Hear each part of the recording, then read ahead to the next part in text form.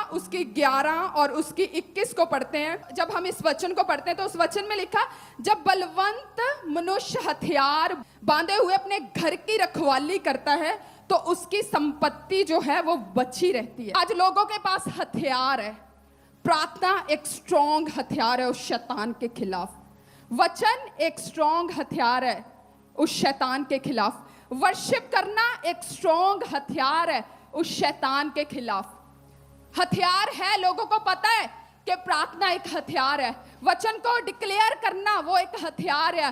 प्रार्थना करनी वो एक हथियार है। रोजे रखना, फास्टिंग रखना वो एक हथियार है। बीज बोना वो एक हथियार है। पवित्रताई में रहना वो एक हथियार है। प्रभु के कामों को करना वो एक हथियार है। लेकिन हथियार होने के बाद भी लोग उस हथियार को नहीं चला रहे, इसीलिए उनकी जिंदगियों में ऐसे कोई भी शैतान आ गया, कभी भी उनको ऐसे भरमा के चला जाता है। आपको पता है आपके पास कितने स्ट्रॉन्ग हथियार है? आपको पता है प्रार्थना एक इतना जबरदस्त हथियार है ना, आप मारते हो शैतान के ऊपर, शैतान ऐसे भागता है यीशु मसीह के सामर्थी नाम में। एक व्यक्ति कहते, वचन में लिखा है, जब वो ऐसे हथियार बांधे हुए अपने घर की रखवाली करता है। आपको अपने घर की रखवाली करनी है, आपको अपनी लाइफ की रखवाली करनी है, अपने आत्मिक हथियारों को धारण करके। पता है आप कितने मजबूत हो?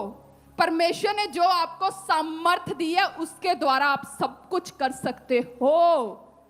प्रभु ने कहा जो तुझ में है वो बड़ा है, जो उसके पास है वो बड़ा नहीं है। जो तेरे अंदर सामर्थ है पहाड़ों को हिलाने की वो बड़ी है। जो शैतान तेरे सामने मुंह ऐसे खोलता है वो बड़ा नहीं है।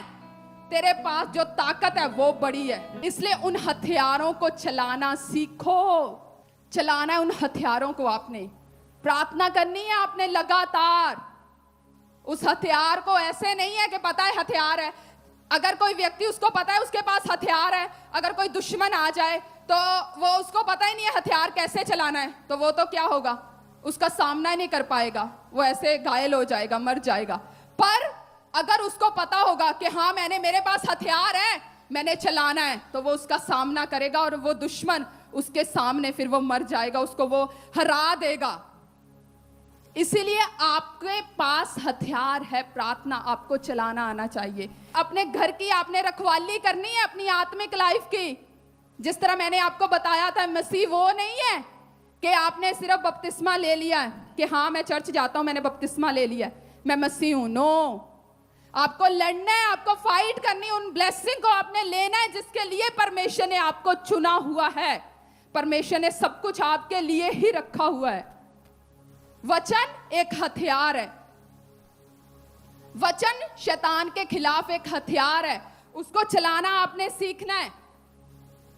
प्रभु ने परमेश्वर के वचन की तुलना किससे की है? एक बीज से। मेरे पास एक बीज है, मैंने बहुत समय से इस बीज को संभाल के रखा था अपने घर में कि मैं इसको लगाऊंगी और कुछ सब्जी के लिए मैं इसको यूज करूंगी।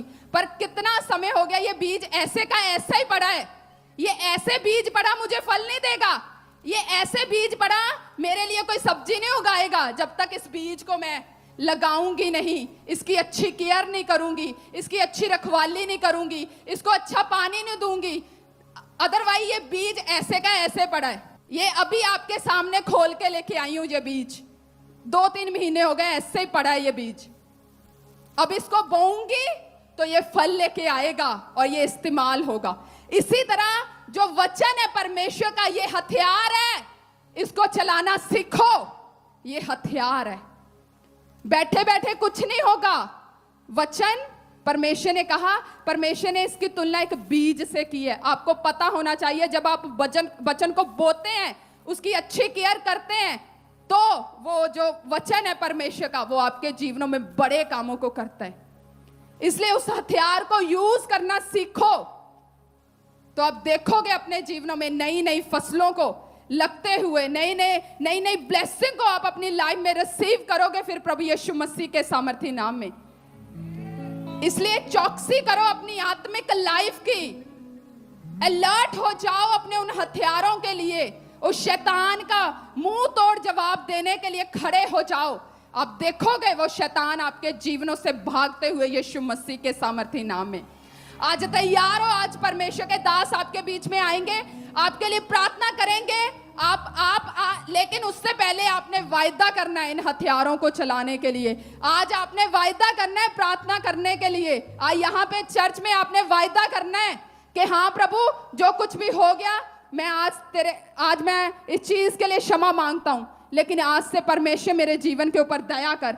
आज से फिर से मैं एक नई शुरुआत करता हूं। आप देखोगे जब आप डिसीजन लोगे नई शुरुआत करने का, तो आप देखोगे अपने जीवन में नई ब्लेसिंग को एंटर होते हुए यीशु मसीह के सामर्थ्य नाम में। अपने काम को पूरा करो। परमेश्वर तो तैयार है अपने काम को पूरा करने के लिए। क्या आप तैयार हो?